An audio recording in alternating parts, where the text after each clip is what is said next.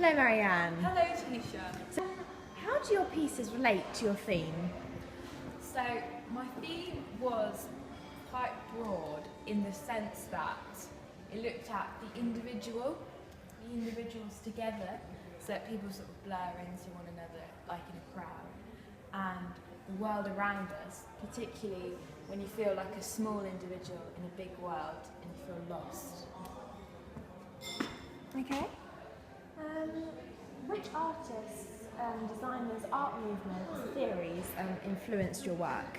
So I looked at David Hockney when I was doing my landscape, particularly because of the bold colours he used, the shapes of the trees, and the overall contrast.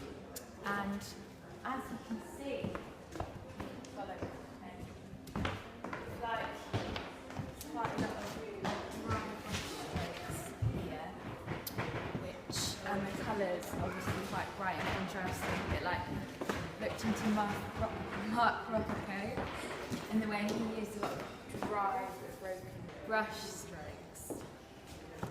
So Marianne, I see that you also recorded yourself as you did your large painting over there. Does that relate to your career pathway at all? Yeah, I quite liked going to film, particularly film theory, and I felt doing practical aspects, particularly relating to my work, was a really important part of it, because a lot of the big piece and about distinguishing individuals from the crowd was me doing them from real life while they're standing there and just getting a quick feel of their character, picking the colours as I went along. And I actually prefer the video to the piece itself. And yeah, I felt it was really important for the audience to understand the process behind the picture, and I think they work well together and don't particularly work as separate things.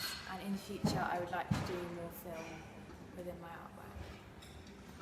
Thank you, Marianne. Thank you, Tisha. So if you were to approach any of these pieces again, would you do anything differently? I've always struggled with trees, and particularly in this piece, even though, because it's from an illustration, I was trying to get a sort of scary template of the trees, almost childlike. I feel like some of the smaller trees weren't as successful, although I quite like this. It's mainly due to the use of colour against the background. So next time, I'd love more accuracy, although I'm happy with my use of colour. And this one, I would say the time limit sometimes made the piece suffer a little. For example, the first section took me much longer time than the second section was rushed. However, I felt slightly more confident towards the end because I hadn't done a big scale before, and at the beginning I found this quite daunting. So in the future I'd like to practice big scale pieces before doing the big piece itself, and perhaps give me more time. Thank you, teacher. Thank you.